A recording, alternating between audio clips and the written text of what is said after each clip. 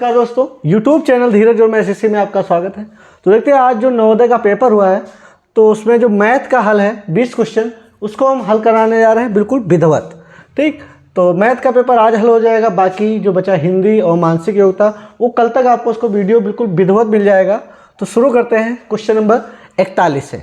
अब यहाँ पर जैसे ये हमारा सेट है जी, तो उसमें 41 नंबर पर है। तुम्हारे में कहीं पर भी हो सकता है, लेकिन क्वेश्चन हमारा सेम होगा, विकल्प भी सेम होंगे। तो देखिए स्टार्ट करते हैं। लिखा है 300 ml की पानी की 17 बोतलें हैं। ठीक, 300 ml वाटर यानी पानी की कितनी बोतलें हैं 17 बोतलें हैं। ठीक, 17 बोतलें हैं तो कुल कितना हो गया अगर बात करें तो 17 तिया 51 और 2 जीरो ये यानी 5100 ml हो गया।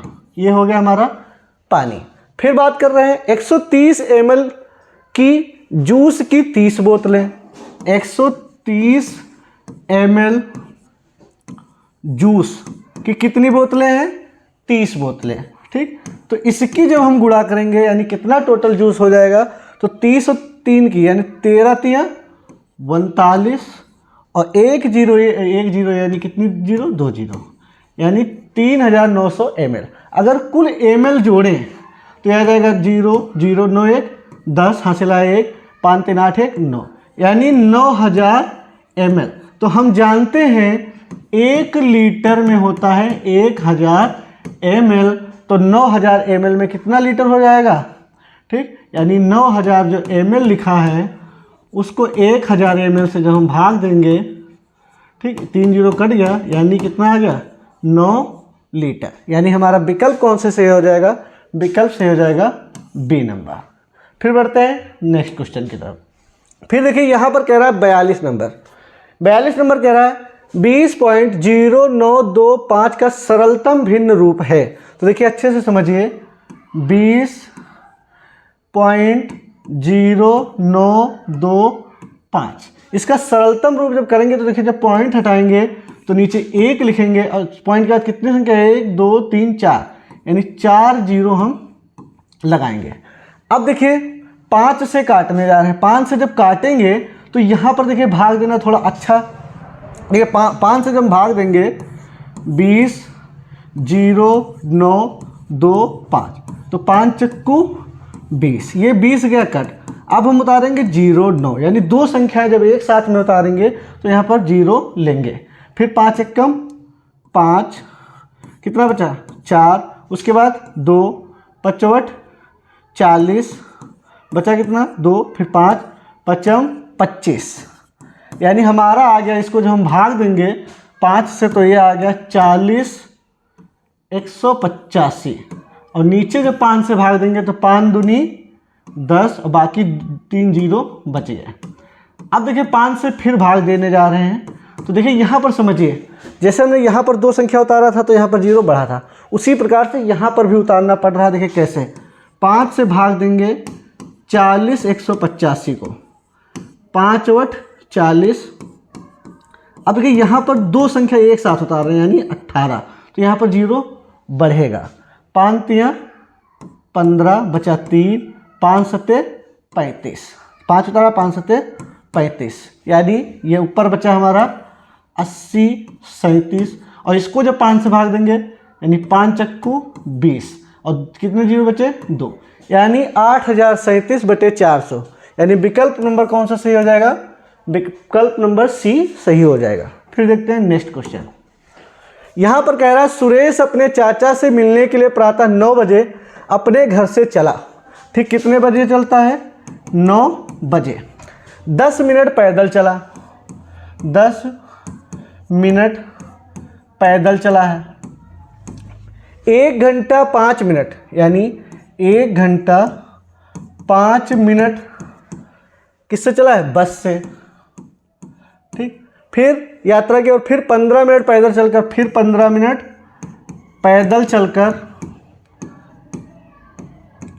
चलकर अपने चाचा के घर पहुंच गया। अब देखिए बात करते हैं पहुंचा कितने बजे। तो देखिए टोटल समय 10 मिनट पैदल, 5 मिनट, 1 घंटा 5 मिनट बस से, 15 मिनट पैदल। तो टोटल समय कितना लगा 10 और 5 15 15 15 30। ठीक, 1 घंटा 30 मिनट। टोटल समय कितना लगा?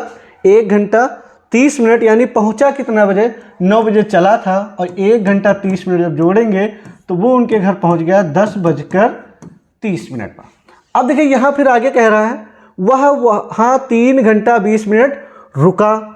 ठीक, 3 घंटा 20 मिनट रुका, यानी कितने बजे तक रुका? 10:30 पर तो पहुंचा था, रुका वहाँ पर है 3 घंटा 20 मिनट। अब देखिए यहाँ पर समझिए, 10:30 पर पहुंचा था, 1 घंटा बाद यानी कितना बज गया? 11:30। 2 घंटा बाद कितना हो गया? 12:30। और फिर 3 घंटा बाद कितना हो गया? 1:30। लेकिन वहाँ रुका कितना था? 3 घंटा 20 मिनट। तो देखिए 3 घंटा बाद कितना हो गया? 1:30, और इसमें जब 20 मिनट और जोड़ेंगे यानी 1:50। ठीक, 1:50 तक वहाँ पर रुका। ठीक, 10:30 पर पहुंचा था, 1 घंटा लगा, 11:30 हो गया, 2 घंटा, 12:30, 3 घंटा, 1:30, और उसमें जब 20 मिनट और जोड़ेंगे यानी 1:50 तक क्या हुआ? 3 घंटा 20 मिनट रुका, यानी 1:50 तक वह वहाँ पर रुका। और पहुंचा कहाँ? शाम 3:30 बजे अपने घर पहुंच गया, शाम 3:30 बजे। अब देखिए यहाँ पर समझिए, 1:50 तक तो वहाँ रुका था, तो 1 घंटा जब इसमें जोड़ेंगे यानी 2:50, अभी घर नहीं पहुंचा है। पहुंचा कितने पर था? 3:30 पर। तो देखिए जब इसमें हम 10 मिनट अगर जोड़ें तो बच जाएगा 3। ठीक, फिर इसमें 30 मिनट जोड़ें तो बच जाएगा 3:30। तो कुल समय आने में देखिए 1:50 तक रुका था, फिर आने में कितना समय लिया? 1 घंटा ये, 10 मिनट ये, 30 मिनट ये, टोटल समय लिया 1 घंटा 40 मिनट। कौन सा विकल्प सही हो जाएगा? विकल्प नंबर सी सही हो जाएगा। फिर देखते हैं क्वेश्चन नंबर 44। सभी अंकों 4, 2, 0, 7 के प्रयोग से बनने वाली 4 अंकों की सबसे बड़ी संख्या और सबसे छोटी संख्या लिखो। तो सबसे बड़ी संख्या हो जाएगी, देखिए 4, 2, 0, 7 से जब संख्याएं बनाएंगे तो सबसे बड़ी संख्या जो बनेगी 7, 4, 2, 0, ये हो जाएगी सबसे बड़ी। अगर सबसे छोटी करें तो जैसे बड़ी कह रहा है तो बड़ी से स्टार्ट करते हैं, छोटी कहे तो 0 छोटी से, यानी 0, 2, 4, 7। लेकिन ये 4 अंकों की नहीं मानी जाएगी, इसलिए यहाँ पर क्या करेंगे?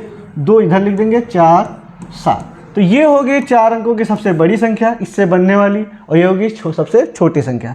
तो इसको कह रहा है, यहाँ पर कह रहा है अंतर कितना है? तो 2047। इसको जब घटाएंगे 10 में से 7 गया 3, यहाँ पर 1 में से 4 गया, यानी 11 में से 4 गया 7, फिर यहाँ पर बचा 10 में से 7 गया 3, यहाँ पर बचा 1, 11 में से 4 गया 7, फिर यहाँ बचा 3, और फिर 7 में से 5 गया, 7 में से 2 गया 5, यानी 53, 73, यानी विकल्प नंबर कौन सा सही हो जाएगा? सी। फिर मिलते हैं नेक्स्ट क्वेश्चन में। 90 के अभाज्य गुणनखंड हैं। तो देखिए 90 के अभाज्य गुणनखंड समझिए, 90 को सबसे पहले किस संख्या से काटेंगे? 2 से, तो ये आ गया 45। अब 2 से नहीं कटेगा तो इसको 3 से काटेंगे, तो 3 यानी 15 आ गया, फिर 3 से काटेंगे यानी 5, फिर 5 से काटेंगे यानी 1। तो 90 के अगर गुणनखंड की बात करें तो आ जाएगा 2 गुणे 3 गुणे 3 गुणे 5। अब देखिए 2 कितनी बार है? 1 बार, 3 कितनी बार है? 2 बार, 5 कितनी बार है? 1 बार। तो जो 1 वो होता है वो नहीं लिखा जाता उसके ऊपर, यानी 2 गुणे 3 की घात 2, 5। कौन सा विकल्प सही है हमारा? ये वाला विकल्प नंबर सी सही है। फिर मिलते हैं नेक्स्ट क्वेश्चन में। यदि 9, 4, 3, 2 भाग 1.25 का मान इतना दिया है तो 9.42 भाग 12.5। ये सवाल थोड़ा बहुत मोस्ट है। ठीक, अब देखिए इसको कैसे लगाएंगे, देखिए समझिए। 9, 4, 3, 2 को भाग देना है 1.25, जिसका मान दे रखा है ऑलरेडी 7545.6, इतना दे रखा है। तो हमको निकालना है 9.432 भाग 12.5, इसका मान कितना होगा? तो देखिए अच्छे से समझिए, ये जब पॉइंट हटाएंगे तो नीचे कितने जीरो आएंगे? 1, 2, 3 जीरो। ठीक, ये जब पॉइंट हटाएंगे तो ऊपर कितना आएगा? 1 जीरो। अब देखिए क्या करना है हमको, कुछ भी करें हमको ये वाली संख्या यहाँ पर हमको दिखने लगे। तो उसके लिए क्या करेंगे, देखिए 9 4 5 2 लिखा है बटे 12 5 गुणे ऊपर कितना लिखा है 10, 10 से और गुणा कर दो बटे जिस प्रकार से 10 से ऊपर गुणा किया है तो नीचे भी गुणा करेंगे सेम संख्या से।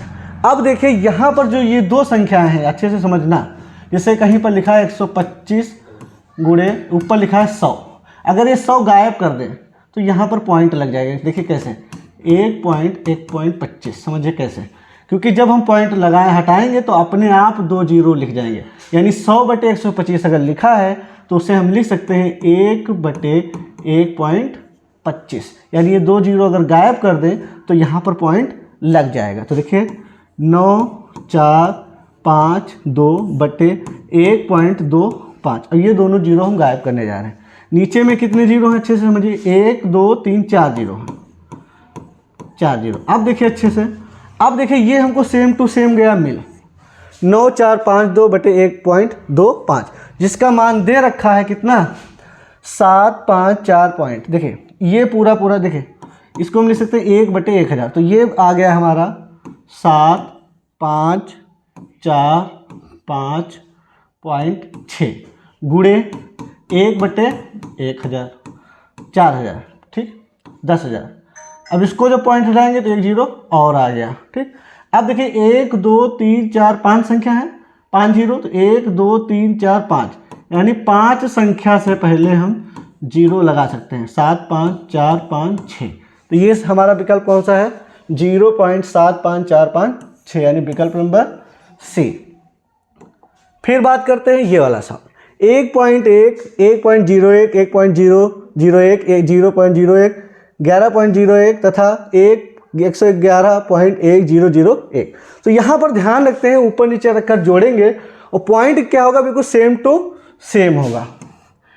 1.1 1.01 फिर 1.001 फिर 0.01 फिर 11.01 तथा 111.1001। अब देखिए जो जिसके सामने कोई संख्या नहीं उसको छोड़ देते, तो ये मान लेते जीरो ही है, तो 1 आ गया, ये हमारा 1 आ गया, 1 और ये 1 1 2 2 1 3 फिर 1 1 2, इधर 1 2 3 4 5 फिर 2 फिर 1 125.2311 125.2311 यानी विकल्प नंबर हमारा सी सही हो गया। फिर बात करते हैं 48 नंबर, निम्नलिखित में से वह कौन सी संख्या है जो सदैव प्रत्येक अभाज्य गुणनखंड के अभाज्य संख्या का एक गुणनखंड है। अभाज्य संख्या होती कौन सी है पहले देखते, 3 7 11 13, ये सब अभाज्य संख्या है। इनके जो गुणनखंड होते हैं 1 और 3 1 और 7 1 और 11 1 और 13। तो देखते हैं सदैव इनमें सब में कौन सी संख्या पाई जाती है, एक जो होती है सब में पाई जाती है। कोई भी अभाज्य संख्या हो उसका गुणनखंड करेंगे, जैसे 10 होता है इसका गुणनखंड अगर करें तो 2 पंचे 10 भी लिख सकते हैं, या इधर 1 भी लिखना चाहे तो ले सकते हैं। लेकिन अभाज्य की अगर बात करें तो सबका अगर उसका गुणनखंड होता है तो सिर्फ एक या वह संख्या, तो हमारा विकल्प नंबर सही हो जाएगा ए नंबर। फिर कह रहा है भाग के एक प्रश्न में यदि भाजक 51 भागफल 16 और शेषफल 27 है तो भाज्य बराबर, समझिए अच्छे से समझिए, भाजक इसे कहते हैं भाजक, कितना दिया है 51 और भागफल कितना दिया है 16 और शेषफल कितना दिया है 27। तो हमसे ये भाज्य संख्या पूछ रहा है, तो हम जानते हैं कि इसकी गुणा होती है, या हम कह सकते हैं सूत्र होता है भाज्य बराबर भाजक गुणे भागफल प्लस शेषफल, ठीक। तो भाजक कितना है 51 और भागफल कितना है 16 प्लस शेषफल कितना है 27। तो 16 की जब गुणा करेंगे 16 एकम 16 16 पंचे 80 1 81 प्लस 27, तो 7 6 13 2 1 3 एक हासिल आया था 4 843, यानी विकल्प कौन सा सही हो जाएगा ए नंबर। फिर मिलते हैं नेक्स्ट क्वेश्चन में। 3 + 3/100 + 3/1000 + 3 के बराबर दशमलव संख्या, यानी यहाँ पर भी हमको जोड़ना है। तो देखिए यहाँ तो ये तो संख्या हमारी 3 आ ही गई, प्लस जब दो संख्याओं से भाग देंगे यानी हमको पॉइंट के बाद दो संख्या लानी है, 0.03 पॉइंट के बाद दो संख्या, यहाँ पर पॉइंट के बाद कितनी संख्या 3, 0.003 प्लस 1 2 3 4 5 6 यानी पॉइंट के बाद कितनी संख्या 6, 0.00003, ठीक 6 संख्या होगी टोटल। अब इसको अगर जोड़ने की बात करें तो ऊपर नीचे रखकर हम जोड़ सकते हैं, यानी 3 तो हमारी पूर्ण संख्या है, अगले में जोड़ना है 0.03, फिर 0.003, फिर 0.00003। तो इसको जब जोड़ेंगे तो ये आ गया 3.300330, यानी 3.033003, 3.033 यानी विकल्प नंबर बी सही हो जाएगा। फिर मिलते हैं 51 नंबर। सायाम 6 बजे घंटे व मिनट की सुइयों के मध्य बना कोण, शाम को 6 बजे कहे या सुबह 6 बजे, इससे कोई फर्क नहीं पड़ेगा। अब देखिए घंटे की सुई किधर होगी 6 तरफ, और मिनट वाली सुई कहाँ होगी इधर, यहाँ पर होगी, यहाँ पर 6 3 12 9, तो घंटे वाली सुई किधर होगी इधर की तरफ, और मिनट वाली सुई इधर। तो इनके बीच कितने अंश का कोण बनेगा 180 अंश, जिसे कहते हैं सरल कोण, क्योंकि न्यून कोण होता है 90 अंश से सारे कम होते हैं, सम कोण एग्जैक्ट 90 अंश का होता है, अधिक कोण 90 अंश से अधिक और 180 अंश से कम, 180 अंश से कम, और सरल कोण को कितना होता है एग्जैक्ट 180 अंश, यानी विकल्प नंबर कौन सा सही हो जाएगा डी। अब बात करते हैं, एक साइकिल के पहिए में कुल 24 तीलियां हैं, दो संलग्न तीलियों के बीच का कोण बन रहा है। अब अच्छे से समझिए, साइकिल का ये हमारा पहिया बन गया, ठीक।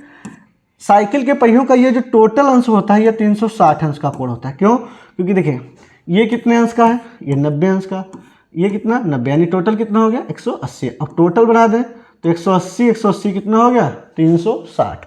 तो यहाँ पर समझिए जितनी तीलियाँ होंगी, देखिए यहाँ पर जैसे यह हो गया 1 तीली 2 तीली 3 तीली 4 तीली। अब यहाँ पर अगर तुमसे पूछे तो कितने अंश का है 90, क्यों? क्योंकि जितनी तीलियाँ हैं उसने भाग देंगे, यानी हमारा 90 अंश का कोण आ जाएगा, कितनी भी तीलियाँ हों, ठीक। अगर सिर्फ 2 तीलियाँ होती, जैसे हमारा वृत्त बना है और ये हमारा सेंटर, सिर्फ 2 तीलियाँ होती समान दूरी पर, अब कितना तो 360 को हम 2 से भाग देंगे, यानी हमारा 180 अंश का कोण बना। तो यहाँ पर 24 तीलियाँ हैं तो 360 को उसी प्रकार से 24 से भाग देंगे, तो देखिए 12 से भाग देंगे तो ऊपर आ गया 12 3 36, 12 दूना 24, फिर 2 से भाग देंगे यानी 15 अंश, ठीक। इसमें 24 तीलियाँ होंगी तो प्रत्येक तीलियों के बीच ये 15 अंश का कोण बनेगा, यानी विकल्प नंबर बी सही हो जाएगा। फिर देखते हैं नेक्स्ट क्वेश्चन, निम्नलिखित आयतों में किसका क्षेत्रफल सबसे अधिक और कितना है, ठीक। देखिए 18 और 10 दिया है तो इसकी जो क्षेत्रफल निकालेंगे यानी लंबाई गुणे चौड़ाई, यानी ये आ जाएगा 180, 18 दाम 180, और 14 और 14 की गुणा करेंगे तो ये होता है 14 का स्क्वायर होता है 196, 12 और 16 की गुणा करना है तो 16 दूना 32, हासिल आया 3, 16 कम 16 3 19, और इसकी जब गुणा करेंगे तो 11 7 77, 11 कम 11 7 18। तो अब बताइए किसका क्षेत्रफल अधिक आया है, सबसे ज़्यादा क्षेत्रफल आया है इसका 196, यानी कौन सा आयत है बी नंबर, आयत बी, और क्षेत्रफल कह रहा कितना है यानी 196 है, यानी विकल्प नंबर कौन सा सही हो जाएगा बी नंबर सही हो जाएगा। फिर देखते हैं next question, P Q R तथा यस द्वारा हल किए गए प्रश्नों की संख्या को दंड ग्राफ द्वारा दर्शाया गया है, यानी पी कितने दर्शाता है 4 प्रश्न हल करता है, क्यू 6, आर 10 और यस 8। उपर्युक्त दंड ग्राफ से ज्ञात कीजिए क्यू और आर ने मिलकर कितने प्रश्न पी और यस दोनों से अधिक किए। क्यू और आर, तो देखिए क्यू कितना कर रहा है 6 और आर कितना कर रहा है 10, तो 6 और 10 कितना हो गया 16, यानी क्यू प्लस आर ने किया 16 प्रश्न। पी और यस ने कितने किए, पी ने किया है 4 और यस ने किया है 8, यानी कितना 12। तो यहाँ पर पूछ रहा है उपयुक्त दंड ग्राफ से ज्ञात कीजिए कि क्यू और आर ने मिलकर कितने प्रश्न पी और यस दोनों से अधिक हल किए। इन दोनों ने मिलकर इनसे इन दोनों से कितना अधिक ही हल किया 4%। तो हमारा विकल्प नंबर कौन सा सही हो जाएगा, ए वाला। मिलते हैं नेक्स्ट क्वेश्चन में। 33/40 में से क्या घटाया जाए कि 11/40 प्राप्त हो जाएगा। देखिए ये बहुत अच्छा सवाल है। देखिए अच्छे से इसके लगाने के दो तरीके, एक तो ये समझिए 33/40 लिखा है, इसमें पूछा कितना घटा दें कि 11/40 प्राप्त हो जाए। तो हम जानते हैं देखिए हर बराबर है, तो यहाँ पर कह सकते हैं एक प्रकार से 22/40 अगर घटा दें तो देखिए हर बराबर है, यानी 40 का 40 लिख देंगे, 33 में से 22 क्या 11। लेकिन हमारा जो उत्तर माला में हम कह सकते हैं 22/40 नहीं लिखा है, यानी विकल्प में। तो हम जानते हैं कभी कभी हम ऐसा आंसर लिख देते हैं, बाद में देखते हैं कि संख्या अगर कट रही है तो काटा जाता है, यानी इसको 2 से काटेंगे 11 और इसको काटेंगे 20, यानी 11/20, यानी विकल्प नंबर कौन सा सही हो जाएगा, पहला। या हम उसको दूसरे तरीके से लगाएं, देखिए 33/40 में से यहाँ पर पूछ रहा है क्या घटाएं, तो लिखेंगे माना यक्स घटाने पर, यक्स घटाने पर। तो यक्स घटाने पर कितना आ रहा है 11/40। तो देखिए यक्स इधर प्लस का उधर गया, माइनस का उधर गया, प्लस का हो गया, इधर आ गया 33/40 माइनस 11/40। तो हर बराबर है, 33 में से 11 गया 22/40, यानी यक्स का मान आ गया 22/40। लेकिन हम इसको आंसर नहीं लिख सकते। अगर जैसे मान लेते हैं कभी कभी आंसर लिख देते हैं, लेकिन अभी अगर संख्या काट रही है तो काटेंगे, यानी 2 से काटेंगे 11/20, यानी हमारा विकल्प कौन सा सही होगा, पहला। फिर मिलते हैं नेक्स्ट क्वेश्चन में। एक दुकानदार 1 रुपये की 5 टाफी, अब देखिए समझिए, की दर से खरीदता है। खरीदता कितने की, देखिए 1 रुपये की 5 टाफी। अब देखिए 1 रुपये में पैसा कितना होता है, 100 पैसा होता है, यानी 100 पैसे की 5 टाफी खरीदता है। ठीक, यानी अगर हम बात करें एक टाफी, यानी एक टाफी कितने की खरीदता है, 5 से भाग देंगे, यानी 20 पैसे की, 20 पैसा की। अब ये तो खरीदता है, बेचता किस हिसाब से, 1 रुपये की 4 टाफी, 1 रुपये की 4 टाफी। ठीक, तो 1 रुपये में कितना पैसा होता है, 100 पैसा, यानी 100 पैसे की 4 टाफी। तो अगर एक टाफी तुमसे पूछ ले, एक टाफी, तो एक टाफी कितने का हो जाएगा, 4 से भाग देंगे, यानी 25 पैसे की। ठीक, अब अच्छे से समझिए, खरीदता कितने की है, 20 पैसे की, और बेचता कितने के, 25 पैसे की। तो अगर हम बात करें लाभ की, तो लाभ होता है 5 पैसे का, क्योंकि 25 में से 20 पैसा गया, यानी 5 पैसे का लाभ होता है। लेकिन यहाँ पर लाभ दे रखा है 125 का लाभ कमाने के लिए वह कितनी टाफी बेचेगा। एक टाफी को बेचता है तब 5 पैसा मिलता है। देखिए अच्छे से समझिए, अगर 20 टाफी बेचे तब कितने का मिलेगा, 5 पैसे मिलता है ना एक पर, तो 20 टाफी पर कितना मिलेगा, 1 रुपया। फिर 125 से गुणा करेंगे तब होगा 125 रुपया। तो अच्छे से समझिए, 20 टाफी को 125 से गुणा कर दे। ठीक, तो 20 टाफी गुणे, देखिए यहाँ पर अच्छे से समझिए, 5 पैसे, इसको जब 20 से गुणा किया तो ये बन गया रुपया, फिर उसको जब 125 से गुणा करेंगे तो 125 रुपया आ जाएगा। यानी 20 और 125 की गुणा कर दो, 20 गुणे 125, 125 दूना 250 और 1 0, यानी 2500 टाफिया। ठीक, विकल्प नंबर डी सही हो जाएगा। फिर देखते हैं, एक वर्गाकार पार्क की भुजा 50 मीटर है, इसमें अंदर की ओर चारों ओर 2.5 मीटर चौड़ा पथ बना है। इस पथ को समतल करने पर 10 रुपये प्रति वर्ग मीटर की दर से कितना व्यय होगा। देखिए बहुत अच्छा सवाल है, थोड़ा अच्छे से समझना। ये है 50 वर्ग मीटर, इसके अंदर 2.5, ठीक समझिए, ये इसकी चौड़ाई कितनी है 2.5, ये कितनी है 2.25, ये 2.5। ठीक, अब ये बन गया रास्ता, तो पहले रास्ते का क्षेत्रफल निकाल लें। तो सबसे पहले तो हम इसका क्षेत्रफल निकालने जा रहे हैं, ये वाला। ठीक, इसका क्षेत्रफल, तो ये लंबाई कितनी है 50 और ये चौड़ाई कितनी है 2.5। ठीक, तो इसका जब क्षेत्रफल निकालेंगे तो 50 यानी लंबाई गुणे चौड़ाई 2.5, तो पॉइंट हटाएंगे नीचे 0, 0 से 0 कट गया, ये आ गया हमारा 125। 125। कितना आ गया? 125। अगर 125 इसका क्षेत्रफल आ गया तो 125 इसका भी क्षेत्रफल आएगा। ठीक, यानी 125 इसका भी जोड़ दें। अब देखिए इसका क्षेत्रफल कितना बचा। देखिए पहले ये लंबाई कितनी थी? 50।